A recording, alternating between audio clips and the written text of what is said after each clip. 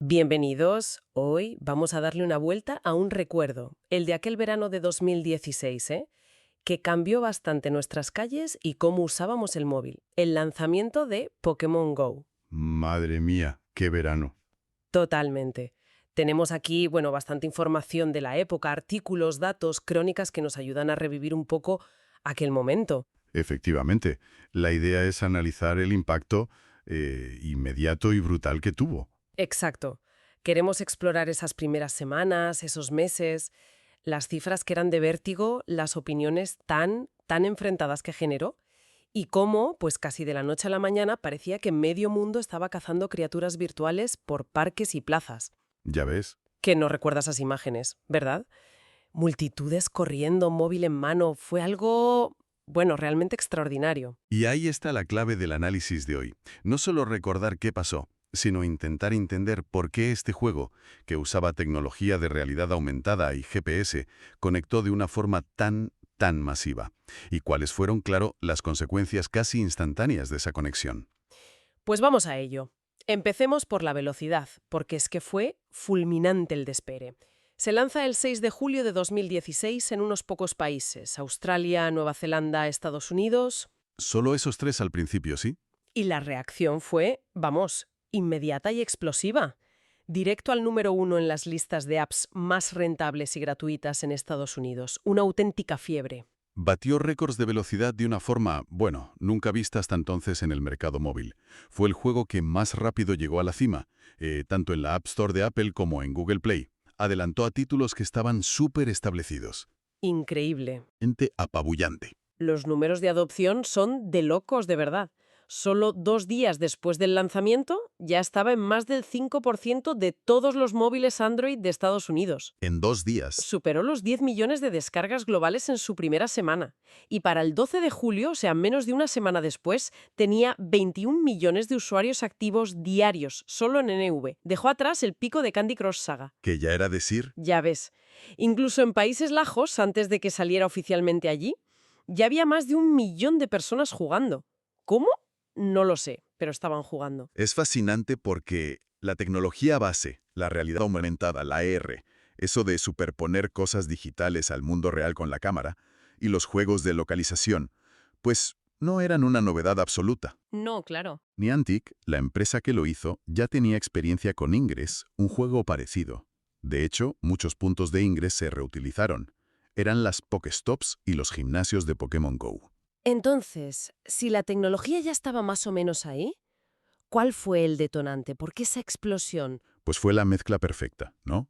Por un lado, una tecnología, el GPS y la cámara del móvil que ya era totalmente masiva, todo el mundo tenía uno, y por otro, una de las franquicias más queridas, más reconocibles del mundo, Pokémon. Claro. Esa combinación, junto al concepto tan potente de salir a atraparlos en tu barrio, en tu entorno real, fue la chispa que prendió la mecha a nivel mundial. Era una propiedad intelectual, una IP, como se dice, con un poder de atracción inmenso. Sin embargo, esa explosión tuvo sus problemas. La recepción inicial, si miramos Metacritic y eso, fue, bueno, bastante tibia. Mixta o promedio. Había como 2 caras. Sí, una dualidad muy marcada. Por un lado, el concepto central. Fascinaba. La gente lo describía como increíblemente disfrutable. Destacaba eso, lo personal de encontrar Pokémon en tu propio barrio. Se le comparó incluso con los MMOs, los juegos multijugador masivos, por cómo fomentaba la interacción. Y surgió un beneficio que nadie esperaba.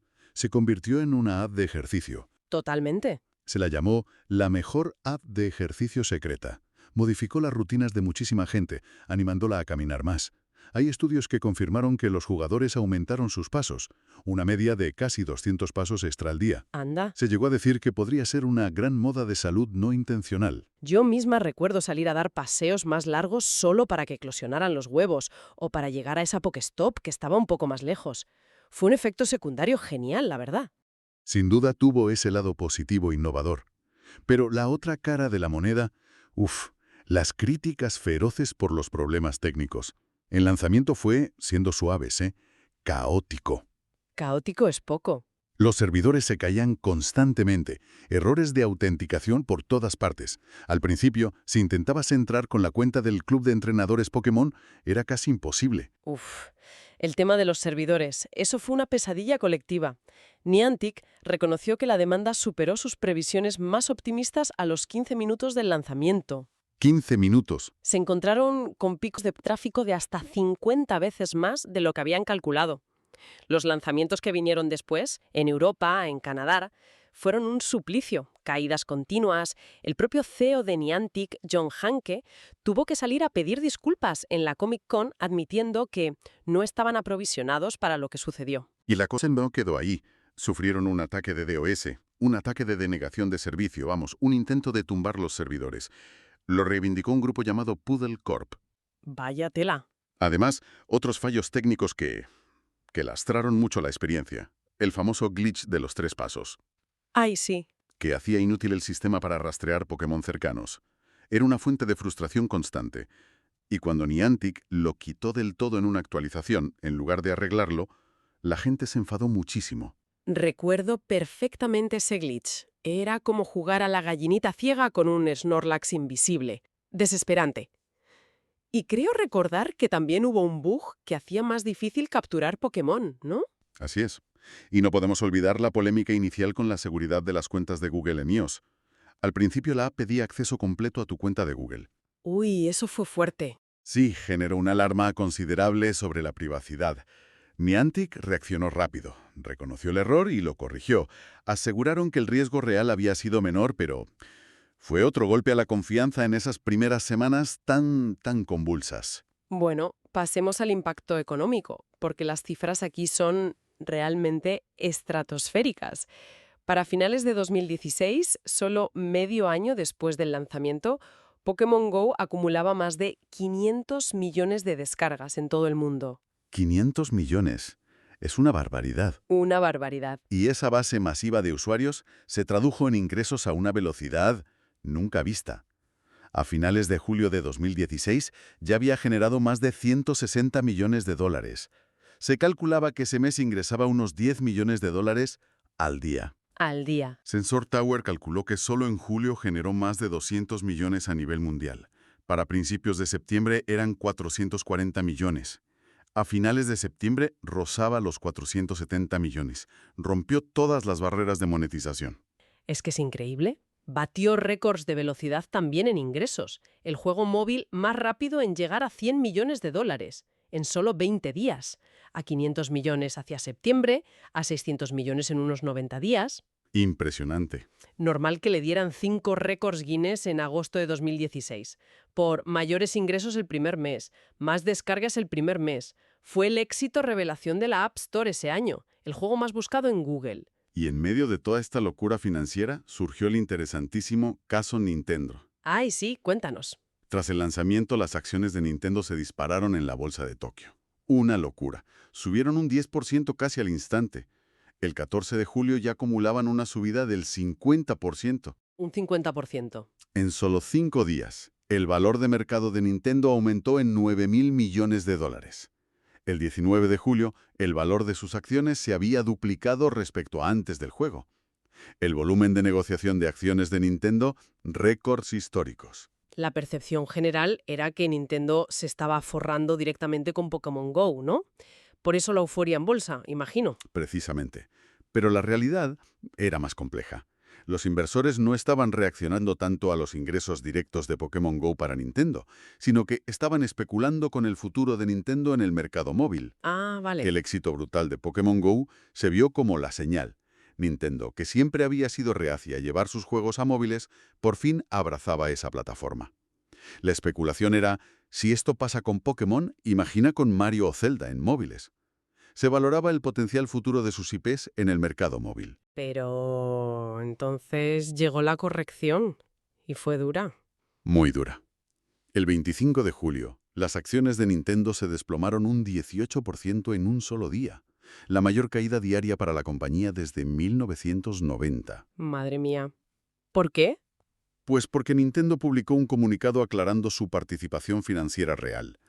Recordaron que solo tenían un 32% de The Pokémon Company, que coposee la marca, y una participación minoritaria no revelada en Niantic. Los analistas calcularon que la participación económica efectiva de Nintendo en los beneficios de Pokémon Go era bastante limitada, quizás sobre el 13%. Claro. El mercado reaccionó de golpe, ajustando las expectativas a la realidad. Vaya viaje en montaña rusa para los accionistas. Esa corrección fue brutal, pero el impacto económico no fue solo a Nintendo, ¿verdad? Afectó a otras empresas. Sí, hubo un efecto dominó. Empresas relacionadas con Pokémon, como la juguetera Atomy o TV Tokyo, vieron subir sus acciones, incluso el Banco de Kioto. Y muy llamativo fue lo de SAG, un fabricante de carcasas con batería externa. Sus acciones subieron un 25%. Tiene todo el sentido. La batería del móvil volaba jugando a esto. ¿Y el modelo de negocio del juego en sí? ¿Cómo funcionaba? Más allá de la especulación. Era un modelo freemium clásico. Jugar era gratis, pero podías comprar cosas dentro. Pokebolas, inciensos, huevos suerte. Lo típico. Exacto. Y además, Niantic inauguró un modelo de localizaciones patrocinadas. El primer gran acuerdo fue con McDonald's en Japón. Miles de restaurantes se convirtieron en Pokéstops o gimnasios. Ah, claro, para atraer gente. Eso es. Pagaban a Niantic a cambio de ese flujo de posibles clientes. Luego lo hicieron en EV con Starbucks y Sprint. Inteligente. Bueno, y dejando lo económico, el impacto cultural y social fue, quizá aún más impresionante. Se habló de un auténtico fenómeno de redes sociales. Solo en julio de 2016, 231 millones de personas interactuaron sobre Pokémon Go en Facebook e Instagram. ¿Una barbaridad?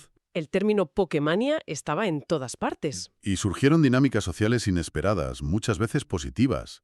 Hubo casos de jugadores que, al estar más tiempo en la calle, más atentos, ayudaron a resolver delitos o alertar de emergencias. Anda. Pequeños negocios locales, bares, tiendas, si tenían la suerte de ser Pokéstop o gimnasio, vieron un aumento de clientela. Y mucha gente redescubrió rincones de su propia ciudad o barrio. Es verdad, parques nacionales como el National Mall en Washington se llenaron de gente como nunca. Museos pequeños como el McNay en Texas o el Morikami en Florida reportaron más visitantes porque tenían Pokéstops. Ya ves. E incluso nacieron iniciativas solidarias súper curiosas. Refugios de animales que organizaban paseos Pokémon. La gente sacaba a pasear a los perros del refugio mientras incubaba huevos en el juego. Combinaba ejercicio, socializar y ayudar. ¡Qué bueno! El juego trascendió totalmente lo que es un videojuego. Se instaló en la conversación pública. El alcalde de Río pidió que estuviera operativo para las Olimpiadas. Sí. Políticos como Trump o Clinton lo mencionaron en campaña. El presidente italiano lo usó como metáfora. Un luchador de MMA, Michael Page, celebró una victoria lanzando una Pokéball de atrezo. Hasta Dwayne The Rock Johnson hizo un vídeo viral parodiándose como un Pokémon raro. Y la cultura pop inundada. Las escuchas del tema original de Pokémon en Spotify se multiplicaron por 6. Aumentó el visionado de la serie, las pelis.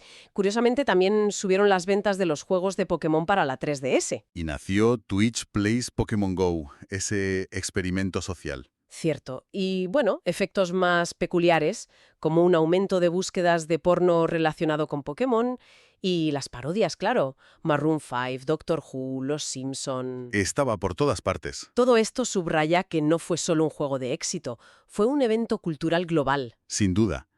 La clave fue esa fórmula. Localización, AR accesible y, sobre todo, una IP potentísima, transversal. Fue fundamental para popularizar la AR, sacarla del nicho. Y tuvo impacto positivo en colectivos específicos. Grupos LGTBIQ+, elogiaron lo del estilo en vez de género binario. Y se habló de beneficios para personas con autismo, ayudando a interactuar y explorar. Desbordó todas las categorías. Pero claro, un fenómeno de esta magnitud, tan repentino, inevitablemente genera sombras, controversias. Y surgieron casi desde el primer día. Uno de los problemas más inmediatos fue lo de las Pokéstops y gimnasios en sitios inapropiados. Efectivamente, hubo una oleada de quejas. Elementos del juego en cementerios, memoriales del Holocausto como Auschwitz, el del 11S en Nueva York, Arlington, memoriales de guerra, incluso el Parque de la Paz de Hiroshima. ¡Qué fuerte! Niantic tuvo que reaccionar y poner mecanismos para retirar contenido de sitios sensibles. También hubo problemas de intrusión, de peligro físico. La compañía de trenes holandesa denunció a gente en las vías. Los bomberos pidieron que no se aglomeraran delante de los parques y casos de gente entrando en propiedades privadas. Las advertencias sobre seguridad no tardaron. Policías de todo el mundo alertando. Cuidado al conducir, cuidado al caminar distraído. Hubo robos a jugadores absortos con el móvil. Normal. Y incluso advertencias muy específicas como en Bosnia. No os metáis en campos minados buscando Pokémon. Madre mía. Y lamentablemente, la distracción tuvo consecuencias trágicas. Hubo lesiones por caídas, gente despeñándose, cayendo en alcantarillas. Sí. El primer accidente de tráfico en Japón fue a las horas del lanzamiento, y la primera muerte atribuida al juego fue en agosto de 2016 también en Japón. Un conductor jugando atropelló 2 mujeres, mató a una. Se informó de otra muerte en Camboya. Estas situaciones generaron preocupación a nivel institucional, social, gobiernos, entidades religiosas. Kuwait lo prohibió en sitios gubernamentales. Indonesia lo vio como amenaza a la seguridad nacional. Israel y el Pentágono lo prohibieron en bases militares. Claro, por la localización. Exacta. Hubo fatwas islámicas en varios países, Tailandia lo prohibió en colegios electorales, varios países pidieron retirar Pokéstops, Irán lo prohibió por completo. Desde Rusia se habló de posible espionaje. Y no podemos olvidar las críticas sobre desigualdad. Varios estudios señalaron que había menos Pokéstops y gimnasios en barrios de minorías o zonas rurales que en áreas más ricas y blancas. Reflejando y quizá empeorando desigualdades ya existentes, sí. También se criticó la falta de accesibilidad para jugadores con discapacidades. E incluso hubo despidos, ¿no? Gente jugando en horario laboral. Sí, se conocieron casos en Malasia, por ejemplo. El fenómeno era tan absorbente que empezó a chocar con las rutinas de la vida cotidiana en muchos frentes. En resumen, el verano de 2016 fue una auténtica montaña rusa para Pokémon GO. Éxito comercial sin precedentes, sí, pero también un lanzamiento, lastrado por problemas técnicos graves. Totalmente. Un fenómeno cultural que sacó a millones a la calle, fomentó el ejercicio, la socialización, pero a la vez generó controversias, preocupaciones serias sobre seguridad y puso sobre la mesa debates sobre privacidad, desigualdad, el uso del espacio público. Entonces, si tratamos de extraer una conclusión de todo esto, ¿qué podemos decir? ¿Qué significado le damos a esa explosión inicial? Pues creo que demostró de forma masiva, global, el inmenso potencial de combinar realidad aumentada con una IP potente, emocionalmente fuerte. Cambió radicalmente las expectativas de lo que un juego móvil podía conseguir.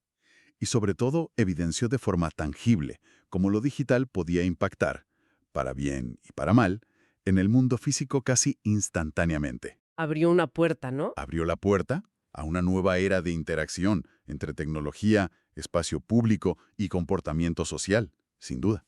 Y pensando en esa irrupción tan caótica, en esa lucha con los servidores desbordados, ¿qué nos dice todo aquello sobre nuestra capacidad colectiva para asimilar tecnologías que fusionan lo físico y lo digital de forma tan abrupta y a escala planetaria?